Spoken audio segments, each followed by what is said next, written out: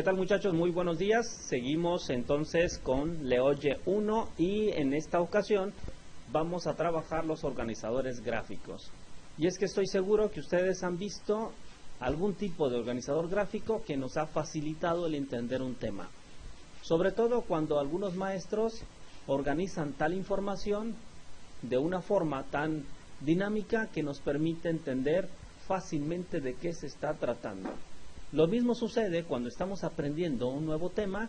Es más fácil que esta información que estamos recibiendo la estemos organizando de manera gráfica y posteriormente podamos incluso explicarla o exponerla. Así que los organizadores gráficos son herramientas muy útiles para aprender rápidamente y para explicar un tema una vez que ya lo analizamos. De manera conceptual, vamos a entender que un organizador gráfico son esas herramientas que nos permiten organizar información de una forma visual, facilitando el aprendizaje, dado que permite plasmar este contenido educativo o instructivo de una forma más dinámica. Contribuye a que sea el alumno quien organiza la información. Y como pueden ver aquí algunos ejemplos, estoy seguro que ustedes han visto ya diversos organizadores gráficos. Aquí, por ejemplo, tenemos una gran cantidad de organizadores gráficos que, sobre todo en la educación primaria, en la educación básica, de preescolar, muchos nos manejan este tipo de herramientas. Claro, para poder adquirir conocimiento, pero ahora las van a conocer ustedes para transmitir información o transmitir conocimiento. Así que vamos a empezar con el primer organizador gráfico, que es el mapa conceptual. Resulta ser el organizador más utilizado hoy en día. El mapa conceptual sirve para representar gráficamente el contenido de un texto por medio de selección de conceptos, elementos de enlace. También se caracteriza por su estructura, por su presentación, debe ser jerárquico, siempre dentro de figuras geométricas, y este es un claro ejemplo de un mapa conceptual.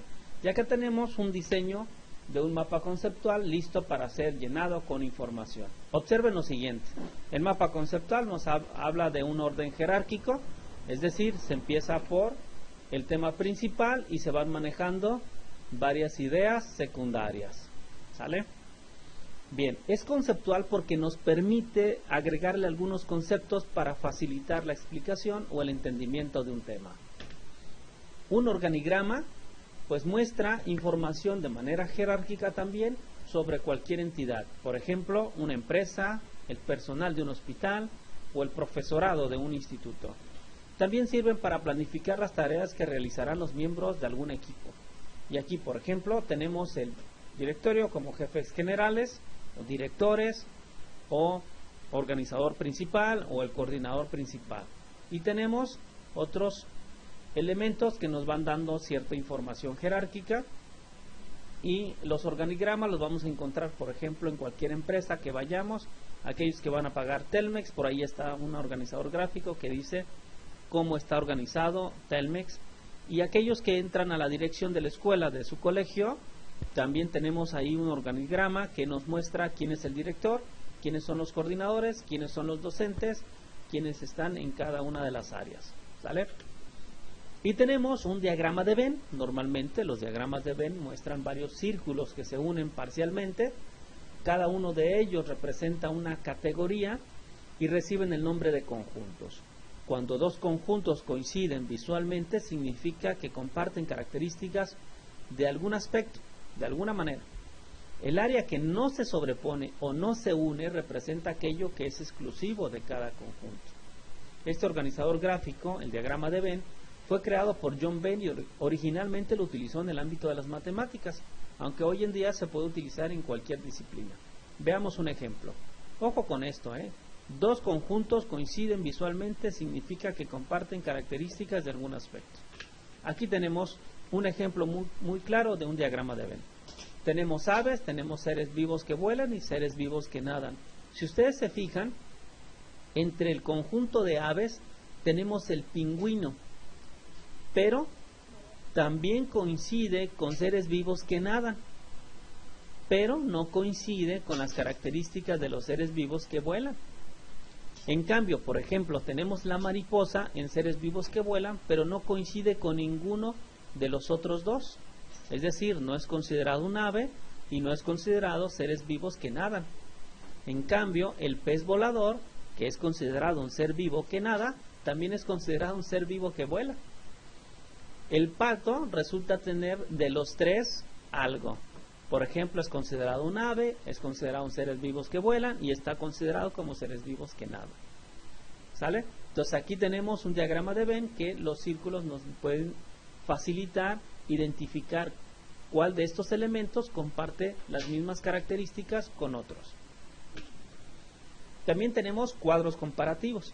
Consisten en tablas en donde se pretende averiguar las principales diferencias y semejanzas entre dos o más elementos. Son muy útiles a la hora de indicar las ventajas y desventajas de dos o más ideas, o aquellos aspectos que tienen en común y en qué difieren. Es muy útil para poder decir cuál estrategia es mejor, qué tema es mejor que cuál, o bien qué persona tiene qué características en relación con otra persona. Aquí, por ejemplo, tenemos un cuadro comparativo de los medios de transmisión en informática, en las redes de computadoras. Cable par trenzado, cable coaxial y la fibra óptica. Y tenemos la razón total de datos, la capacidad que tiene para transmitir los datos. 4 megabits para par trenzado, 500 megabits para cable coaxial y 2 gigabits para fibra óptica, entendiendo que el más potente es la fibra óptica, al igual que su ancho de banda y su capacidad para la distancia. Bien, también tenemos cuadros sinópticos. En los cuadros sinópticos se utilizan para ordenar la información de algún tema siguiendo un orden jerárquico. La forma en la que se pueden elaborar es variada, ya sea en forma de llaves, matrices o diagramas. Se parecen mucho a los organigramas, pero no describen la organización de un grupo de personas, sino cómo se organiza un tema. Además de facilitar ver qué ideas son las principales, cuáles ideas son las secundarias y cuáles le siguen. Y aquí tenemos un ejemplo de cómo se organiza un cuadro sinóptico: un tema principal, los subtemas que le corresponden y los subtemas de cada subtema. ¿Vale? Tenemos, por ejemplo, un mapa de ideas, o también conocido como mapa mental. Tiene una característica muy similar a los mapas conceptuales. La diferencia es que en un mapa conceptual nos deja escribir más cantidad de texto porque nos deja escribir conceptos. Pero en el mapa mental nada más se utilizan una o dos palabritas. La idea es que tú recuerdes mentalmente de qué se trata. Es muy útil para exponer temas, para explicarlos, porque 2 o 3 palabras te bastan para entender y recordar qué es lo que vas a explicar en cada elemento. En ellos se muestran las ideas de forma visual, similar a como se hacen los mapas conceptuales, pero sin seguir un orden jerárquico. Simplemente se indican las ideas principales. Aquí tenemos otro ejemplo de los mapas mentales. Por ejemplo, aquí nos dice las leyes de los mapas mentales. Hay que utilizar palabras claves en su tamaño, según la importancia, en el centro, mayúsculas. Hay que colocarle algunas ramas que nos permitan describir o conectar más elementos. Su estructura debe de estar asociado y debe de tener conexiones.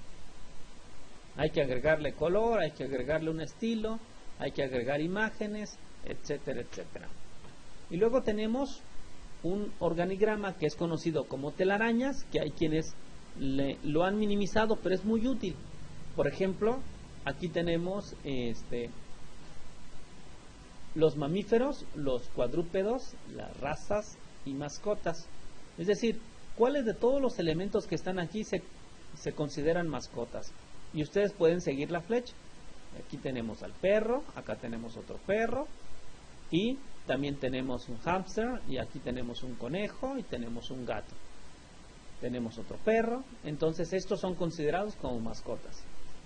¿Cuáles son considerados como mamíferos? Aquí están considerados todos aquellos que corresponden como mamíferos. ¿Y cuáles son considerados como cuadrúpedos? Si ustedes observan, todos aquellos que tienen 4 patas, aquí están. ¿Sale? ¿Y cuáles son considerados por razas? Pues aquellos que, los perritos, sobre todo, considerados como razas. Bien.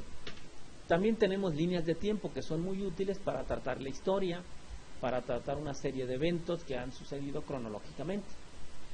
Por ejemplo, aquí tenemos la evolución de la informática. En el 2000, pues el ábaco. En el 2000 antes de Cristo, por supuesto.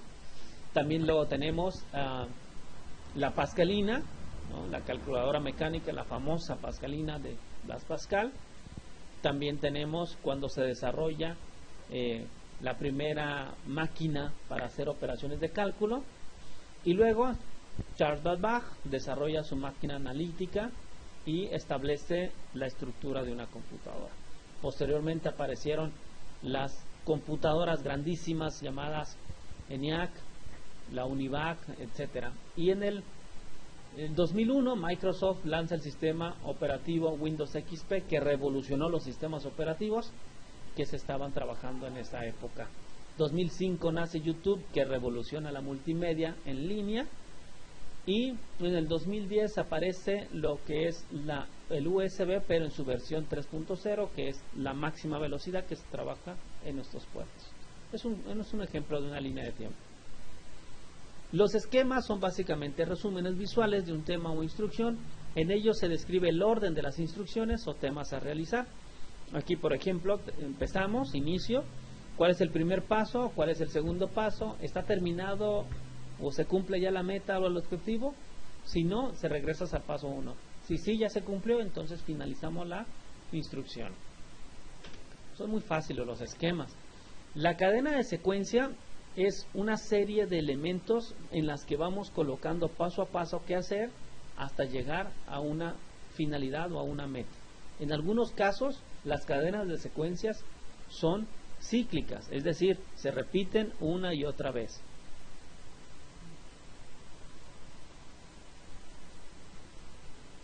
Así, por ejemplo, estos cadenas de secuencia o estos organizadores gráficos nos manejan como si fueran pasos.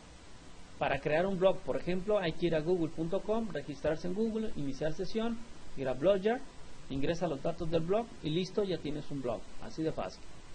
Entonces, de esta manera podemos estar creando una cadena de secuencias para decirle a alguien cómo hacer alguna actividad.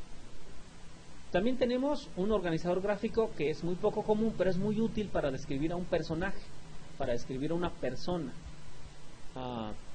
Se le conoce como mapa de carácter y aquí, por ejemplo, tenemos la descripción de un personaje muy famoso. Apariencia, hombre de mediana edad. Rasgos, obedece con King Hot y lee muchos libros sobre el heroísmo de los caballeros. Su importancia del carácter, bueno, decide emprender una misión de caballero para mostrar su naturaleza caballeresca al mundo. ¿Quién no conoce lo que escribió Miguel de Cervantes, no?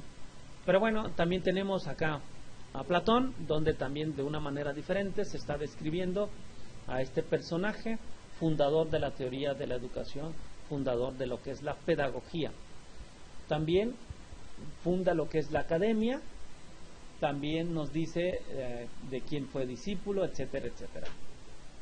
Y tenemos otro que se llama ruedo de atributos. Es un organizador gráfico que comienza con un tema en el centro y todo lo que esté alrededor es para definir las características de lo que está hablándose en el tema principal. Aquí, por ejemplo, tenemos importancia y utilidad del aire. Permite propagar el fuego, vital para todos los seres vivos.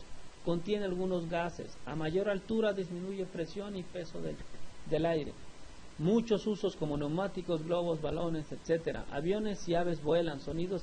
Es decir, se coloca un tema principal en el centro y las características del mismo alrededor. Tenemos, por ejemplo, la mesa de la idea principal. Es una mesa donde de manera metafórica se coloca la mesa donde se establece la idea principal, el tema principal o el argumento principal, y en las patas se van colocando pues aquellos aquellas ideas secundarias o bien los argumentos que apoyan la tesis principal. ¿Sale? Por ejemplo, si yo estoy a favor del aborto, coloco, por ejemplo, en cada una de las patas argumentos del por qué estoy a favor. O si alguien dice yo estoy en contra, entonces en las patas suele colocar por qué está en contra de ese tema. Y así en muchos otros. Tenemos otro que se llama diagrama causa y efecto, o bien también conocido como diagrama de Ishikawa. Es decir, este diagrama nos dice el porqué de alguna situación. En este caso, el ejemplo que les estoy manejando es un diagrama causa-efecto para entender por qué tenemos accidentes de trabajo. Y aquí, en los procedimientos, a lo mejor se dan instrucciones verbales confusas, a lo mejor no es el procedimiento adecuado, a lo mejor no hay procedimientos escritos. En cuanto a los materiales, tenemos almacenamiento inapropiado del contenido, tenemos falta o nula de alguna información o especificación del uso del material. En cuanto al personal, le hace falta atención, tienen prácticas deficientes en el trabajo, les hace falta supervisión o tienen alguna fatiga. En cuanto al equipo, hay una operación inapropiada del mismo, o se instala de manera incorrecta, o no se le da el mantenimiento adecuado, y todos estos factores o causas generan accidentes de trabajo. ¿Para qué sirven estos diagramas? Para entender el por qué no estoy haciendo bien determinada situación. Por ejemplo, si ustedes como estudiantes les piden, realiza un diagrama causa y efecto de Ishikawa, del por qué sacaste, por ejemplo, un 6 o un 7 de calificación en el primer parcial. Entonces ustedes aquí empiezan a citar todas las posibles causas que afectaron que ustedes no tuvieran un 10 de calificación, por ejemplo. Tenemos un diagrama de flujo que es muy útil para especificar las instrucciones a seguir para realizar algún procedimiento. Estos diagramas de flujo son tan útiles que hoy en día en programación, por ejemplo, son fundamentales para entender hacia dónde se dirige cada uno de los comandos de una computadora. Pero también son la base principal, por ejemplo, para dar a entender cómo se hace en base a una receta o con base en una receta algún licuado, algún alimento, algún platillo en especial. Entonces aquí tenemos un ejemplo de cómo desarrollar un diagrama de flujo. ¿De dónde sacamos esta información? Pues ahí está la cita, un psicólogo especialista en organizadores gráficos, y vamos a trabajar. Vamos a hacer algo muy sencillo, algo para entretenernos y desarrollar nuestro potencial creativo. Vamos a desarrollar nada más y nada menos que organizadores gráficos. Vamos a ocupar hacer un organizador gráfico para cada uno de estos elementos. Algunos ya los expusieron, ya se saben, pero necesitamos que quede muy claro estos temas y aprovechar que tienen una variada caja de herramientas para utilizar organizadores gráficos. Vamos a hacer un organizador gráfico para sustantivo, el que ustedes quieran utilizar, al igual que uno para el adjetivo, para el artículo, para pronombres, para verbos, adverbios, preposiciones, conjunción e interjección. ¿Qué vamos a colocar en estos organizadores gráficos? Bueno, primero, ¿qué es el sustantivo? ¿De qué se trata? ¿Qué nos describe? ¿Qué nos explica un sustantivo? Y así en lo sucesivo para todos los demás elementos. ¿Dónde lo voy a hacer? En hojas blancas o de color, o en su cuaderno o impreso, como ustedes quieran. Pero hay que pegarlo en su cuarto o en algún lugar de su casa, en el espejo, por ejemplo, que esté visible para ustedes. Algunos utilizan el refrigerador, pero vamos a tenerlo ahí disponible para visualizarlo cada vez que nos levantemos, cada vez que estemos por ahí por la calle, por la casa. Vamos a tomarle fotos y esto lo vamos a subir a Classroom como tarea. ¿Sale? Muy bonita semana para todos.